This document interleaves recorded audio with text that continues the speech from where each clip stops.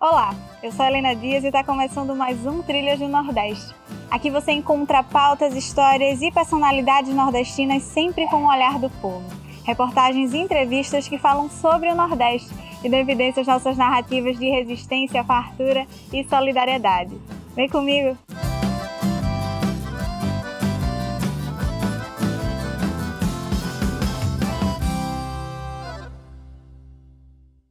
No quadro Sertão da Gente, vamos saber como a tecnologia social do biodigestor tem melhorado a vida de famílias agricultoras no interior do Ceará. Já no território de solidariedade, a gente vai conhecer a história da Livroteca Brincante do Pina, em Pernambuco. E no Aqui Pra Nós, a prosa é com a jornalista e cientista política Priscila Lapa sobre o balanço do primeiro turno das eleições no Nordeste. Já no Balaio Cultural, a pauta é toda nossa com o Dia dos Nordestinos e das Nordestinas. E no que tu indica, a sugestão cultural veio da Bahia. No interior do Ceará, famílias agricultoras têm se beneficiado de uma tecnologia social que garante fertilizantes naturais para suas plantações e gás para as cozinhas de uma só vez. Tudo isso preservando a natureza no combate ao desmatamento. Bateu a curiosidade? O repórter Rodolfo Rodrigo vai nos explicar.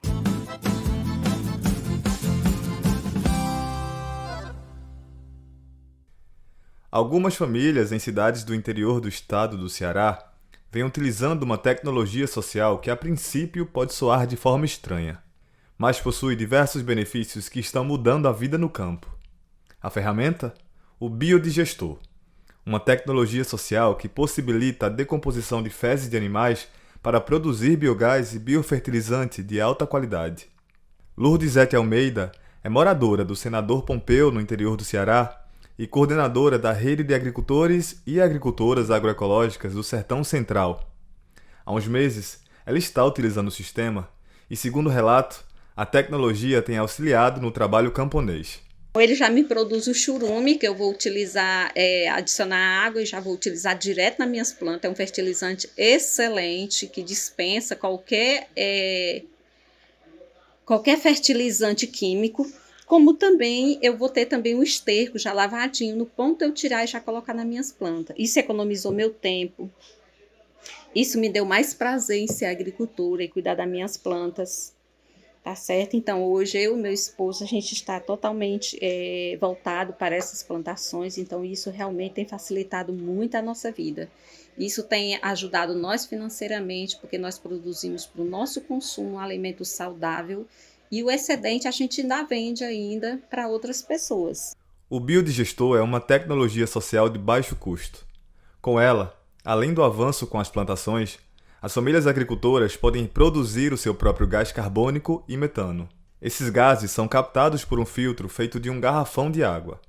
Por meio de um tubo ligado ao equipamento, os gases seguem direto para a boca do fogão de casa. Ademir Ligório, técnico do Centro de Estudos do Trabalho e de Assessoria ao Trabalhador, o CETRA, explica como o sistema funciona. A primeira parte, que é um tanque bem menor, um tanque feito de placa de cimento e tijolo, para poder dar uma elevação desse tanque, ele precisa ficar mais alto que os outros dois, que a gente chama de alimentador.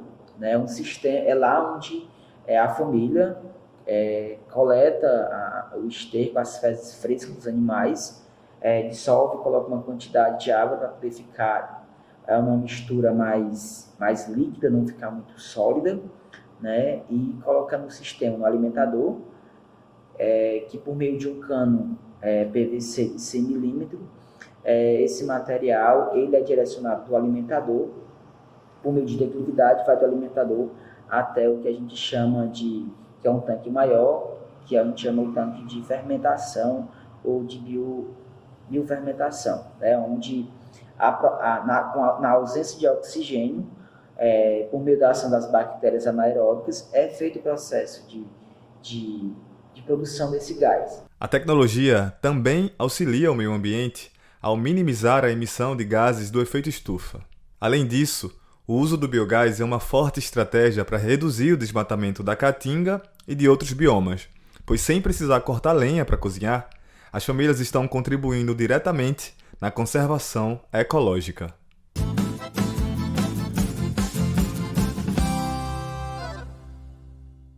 E agora a gente vai até Pernambuco conhecer um projeto de solidariedade que atua há quase 30 anos por meio do incentivo à leitura e da comunicação popular. Vamos saber mais com o repórter Rodolfo Rodrigo.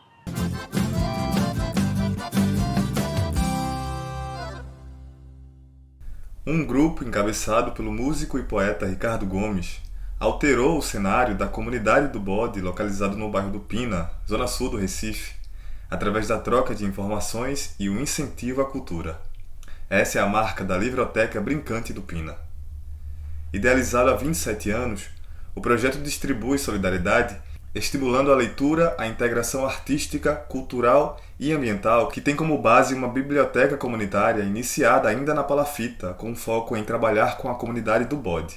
O sonho iniciou quando Ricardo Gomes, o Cacau, idealizador do projeto, encontrou na comunidade um saco cheio de livros e fez daquele achado um mar de conhecimento que hoje é a Livroteca Brincante do Pina. Eu fiz um sonho ser sincero, ser real. Juntei livros durante 15 anos e fiz uma biblioteca. Hoje nós temos um acervo de 8.000 livros, 120 crianças registradas, entende?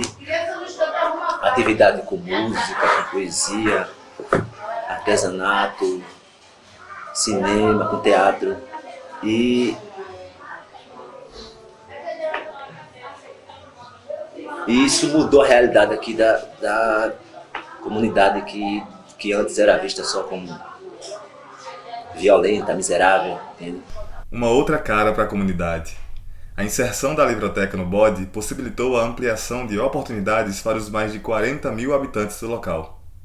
Se o objetivo era dar voz à comunidade, funcionou. Os moradores criaram a rádio comunitária A Voz da Lama, que circula no bairro em uma bicicleta e em barcos pelo rio Capibaribe, para comunicar àqueles que vivem nas palafitas. Magda Alves é voluntária da Livroteca há 7 anos e produz, junto à comunidade, a rádio de andada A Voz da Lama. A Voz da Lama, ela é feita por pessoas da comunidade, que escrevem um roteiro, que também veem os assuntos que têm a ver com a comunidade, porque assim, como é que a gente vai falar de algo que é distante daquela realidade, ou um linguajar que também as pessoas não vão entender? E por que adianta? A gente está fazendo para quem? O público-alvo são quem? As pessoas da comunidade, são as pescadoras, os marisqueiros, enfim, os comerciantes, que muitas vezes até não sabem ler, né? Então, assim, como é que a gente vai falar de, enfim, então a gente trata de quê? De pesca, a gente fala sobre política de uma forma, né, política de forma popular mesmo, né, que as pessoas entendam. Além do acervo, a Livroteca Brincante do Pina oferece aulas de canto, de dança, o cinebode, acompanhamento escolar e alfabetização para os moradores da comunidade. Durante a pandemia da Covid, a Livroteca ajudou nas doações de alimentos e itens de higiene para mais de 300 famílias da localidade. Ações que têm mudado a vida e as ruas do Pina. Para conhecer a Livroteca, se tornar um voluntário ou fazer uma doação, acesse as redes Livroteca Brincante do Pina.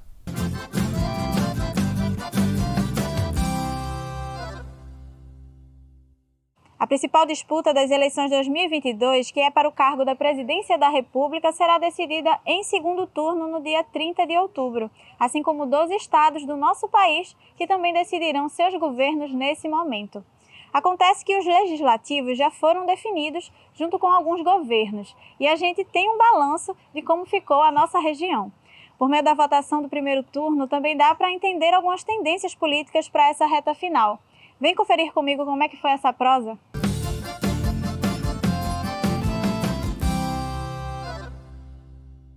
Olá, gente! Estamos aqui hoje com Priscila Lapa, que é jornalista e cientista política. Priscila esteve com a gente em outro momento no Aqui Pra Nós para conversar justamente sobre a importância do Nordeste nas eleições, né? A conjuntura da região em relação às pautas políticas ligadas às eleições de 2022. Agora a gente vai fazer um balanço do primeiro turno. Então, seja bem-vinda, Priscila, e bem-vinda de novo, né? Já que a gente já conversou anteriormente por aqui. Eu que agradeço pela oportunidade, a gente poder voltar aqui para fazer essa análise, né, de como é que nós terminamos essa primeira etapa do processo eleitoral de 2022. No primeiro turno, né, a gente viu que o Nordeste deu a liderança na disputa para o ex-presidente Lula, né, o candidato do PT. Isso é uma tendência para o segundo turno? A vitória, ou de Lula ou de Bolsonaro, ela deve vir também do Nordeste ou de outra região do país? O Nordeste ele continua sendo uma região decisiva para as eleições desse ano, para esse segundo turno.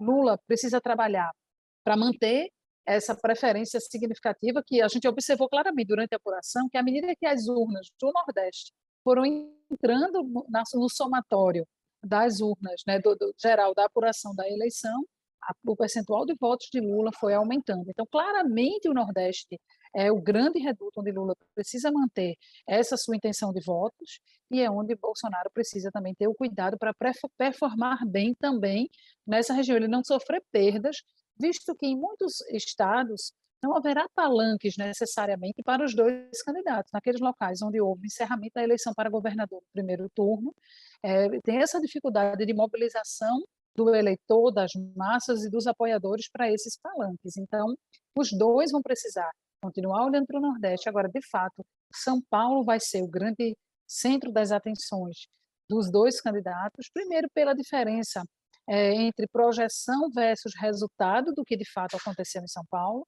e porque lá o palanque governista continua tendo a eleição para governador e cada um vai ter seu palanque. O candidato Jair Bolsonaro, né, e atual presidente da República, ele tem apostado muito, né, no diálogo com o Nordeste, no discurso em relação ao Auxílio Brasil, né? Você acha que funcionou e tende a ser também um discurso que vai ser levado para o segundo turno, essa conversa sobre essa medida assistencial, já que a região é a maior beneficiária do Auxílio Brasil? Talvez essa questão do auxílio ela não tenha sido tão decisiva na eleição presidencial quanto foi anteriormente em outros contextos a questão do, digamos assim, do auxílio que era chamado de Bolsa Família, né? O Bolsa Família foi a tônica eleitoral no Brasil durante muito tempo. E claramente, isso eu posso falar com uma certa propriedade, porque eu estudei as eleições presidenciais no doutorado e a gente investigava o voto das classes sociais do Brasil e os impactos de renda nas eleições presidenciais. E claramente o Bolsa Família, o público do Bolsa Família tinha um comportamento eleitoral muito específico desse público, e isso foi mote, né, de eleições durante muito tempo no Brasil. E esse fenômeno ele não se replica totalmente em 2022 para recompensar, digamos assim, Bolsonaro pelo aumento, né? A gente sabe que foi um público muito sinalizado pelo presidente durante a campanha, justamente porque a gente vive um contexto econômico diferente. A gente tem uma questão da recuperação econômica que atinge muito mais os segmentos mais altos de renda do que essa percepção para os segmentos mais baixos. A inflação continua atingindo fortemente os itens da cesta básica, os itens de sobrevivência, né, dos indivíduos que estão na base da pirâmide, que recebem o Auxílio Brasil. Priscila, como é que a nossa região ela elegeu os legislativos, né? A gente sabe que o primeiro turno já trouxe essa definição e a gente vai ter, a partir de 2023, legislativos mais conservadores ou mais progressistas no Nordeste? Que a gente tem um aumento sensível das bancadas de centro-direita, mais para a direita mesmo, uma oscilação também da esquerda, né, com essa formação da federação entre PT, PV e PCdoB, causando sim um efeito de um pouco de aumento, uma certa recuperação do número de cadeiras desses partidos nos legislativos estaduais, mas uma redução do centro. A gente tem que lembrar também que isso tem a ver com esse ciclo mais conservador da política nacional, mas também isso pode estar relacionado ao efeito do fim das coligações. A gente tem que lembrar que essa é uma eleição estadual em que as coligações estão proibidas desde a eleição de 2020 para o Legislativo Municipal, e isso começa a ter um efeito de redução do número de partidos que conseguem ter uma vaga nas assembleias e na Câmara dos Deputados. O Nordeste, ele definiu seus governadores e governadoras, né? Quer dizer, só uma governadora no Nordeste, agora no primeiro turno, mas 4 estados vão para o segundo turno com essa decisão, né? Priscila, o que é que a gente tem de saldo político em relação a essa questão de conservadorismo e algo mais progressista nesse sentido dos governos. E a tendência é de permanecer dessa forma nas eleições agora dessa parte do segundo turno? A gente precisa observar claramente que dessa vez houve uma perda assim, significativa de espaços, assim, o Nordeste como sendo aquele centro mais tradicional de eleições de esquerda. Em alguns estados, aí a gente pode citar claramente a Bahia e o Ceará como exemplos disso, candidatos vindos de outros espectros políticos se tornaram muito competitivos. Então, apesar dos resultados realmente demonstrarem uma predominância ainda de partidos de centro-esquerda ou do PT propriamente dito, muito ligados na figura de Lula, se não do PT, mas de partidos que apoiam desde primeira hora a candidatura do ex-presidente Lula, mas, de fato, houve um trabalho maior para se manter essa base por causa da entrada de atores vindos de outras linhas políticas mais competitivas. Priscila, a gente agradece a sua participação novamente aqui no Trilhas do Nordeste e até a próxima. Eu que agradeço pela oportunidade e espero voltar aqui para a gente comentar os resultados finais, a configuração final da nossa região aqui após o segundo turno.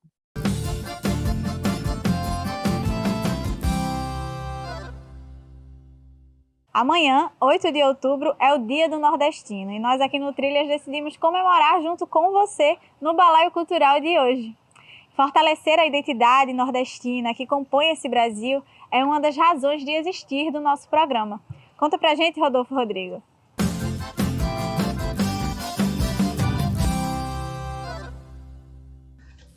Eu sou de uma terra que o povo padece, mas nunca esmurece, procura vencer. Da terra querida onde a linda cabocla, de riso na boca, zomba do sofrer. Não nego meu sangue, não nego meu nome. Olho para a fome e pergunto o que há.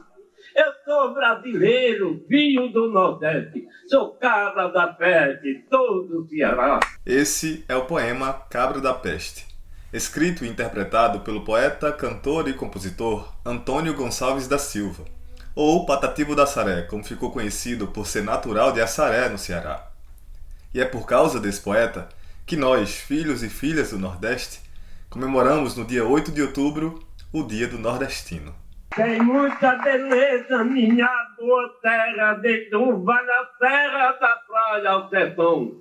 Por ela eu me acabo, sou a própria vida, é terra querida do meu coração. Meu berço adorado tem bravo vaqueiro e tem jangadeiro que dorme no mar. Eu sou brasileiro, filho do Nordeste, sou cabra da peste, sou do Ceará. A data foi instituída em 2009, no centenário do nascimento do poeta, que conta em sua obra sobre a vida do povo sertanejo, suas dores e lutas, através do olhar do homem do campo. O artista, falecido em 2002, compôs músicas que foram gravadas por Luiz Gonzaga, Fagner e Elcimar Monteiro, e até hoje é considerado um dos principais representantes da cultura nordestina. Ceará valente que foi muito franco, a guerreiro branco, suave e moreno. Terra estremecida, querida e dileta, do grande poeta Juvenal Galeno.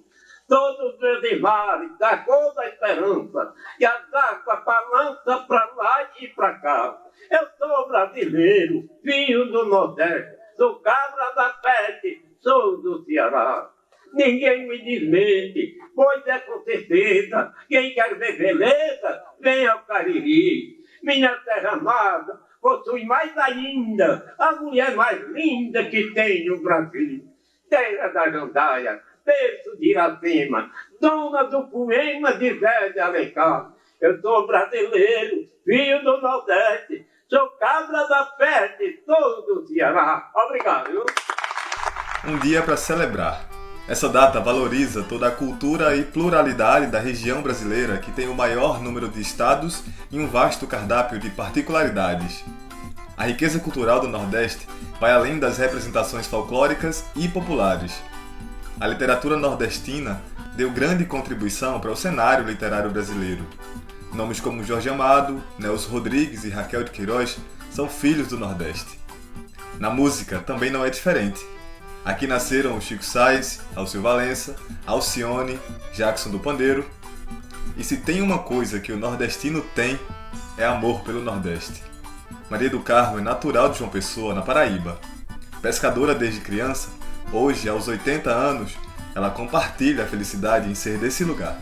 Ser nordestina eu gosto porque até hoje eu estou com uma saúdezinha que dá para eu andar, passear, brincar, tomar banho de praia, pescar, que eu sou pescadeira desde pequena, de 8 anos. A gente sou muito feliz. Aqui é muito bom. Aqui a gente, eu principalmente que sou nordestina, moro em João Pessoa, na praia, Praia da Penha. Gosto muito de pescar no Nordeste. Aqui na praia, a gente se acorda de 4 da manhã, olhando o sol nascer, que é a coisa mais linda do mundo. O artesanato, costumes, festas e fé são importantes características do povo nordestino que tem na língua e na cultura popular uma riqueza tão necessária que é impossível não se encantar. Lorena Carneiro é de Feira de Santana, na Bahia, e reforça o orgulho que sente em poder comemorar esse dia. Ser nordestino para mim, e nordestina, é mais do que uma identidade, né, de resistência, de sobrevivência, mas também identidade que remete à criação, poder de criatividade, né, de um povo também que pensa soluções criativas para a sua vida, para a sua arte. É um sentimento de muito orgulho, né, pela nossa diversidade, ao mesmo tempo pela nossa unidade, pela nossa cultura e, sobretudo, pelo nosso povo. E como escreveu Patativo da Saré no poema Eu e o Sertão: Sertão, Arguente cantou, eu sempre tenho cantado e ainda cantando tô, porque muito te prezo, te quero e vejo que os teus mistérios ninguém sabe decifrar. A tua beleza é tanta que o poeta canta, canta e ainda fica o que cantar.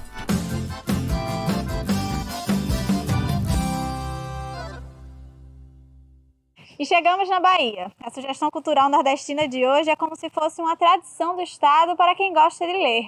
Vamos conferir. É contigo, Cleibson.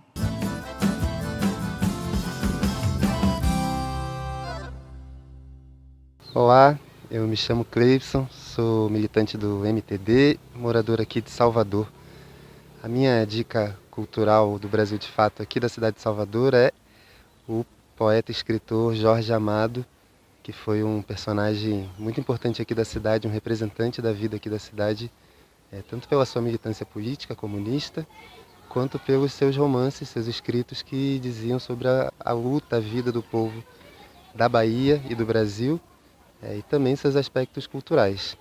O que eu sugeriria do Jorge Amado, os livros que eu mais gosto, são Capitães de Areia, que é o meu preferido, o Jubiabá, Teresa Batista, Cansada de Guerra, que são livros que falam da luta do povo brasileiro, e também livros que falam da cultura, da vida cotidiana, como Dona Flor e seus 2 maridos e O Mar Morto.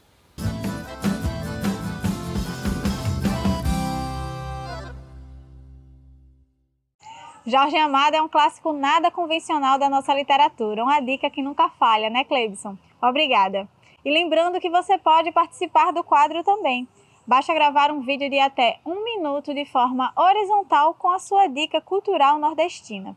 Depois, é só enviar para o WhatsApp do Brasil de Fato Pernambuco. O número é DDD 81 996060173. Já para sugerir pautas e outros conteúdos, é só falar no e-mail pautape@brasildefato.com.br. A gente agradece a sua audiência. Você assiste esse e outros episódios nos canais do Brasil de Fato Pernambuco e da TVT no YouTube. Até semana que vem, sempre nas sextas-feiras às 9 da noite.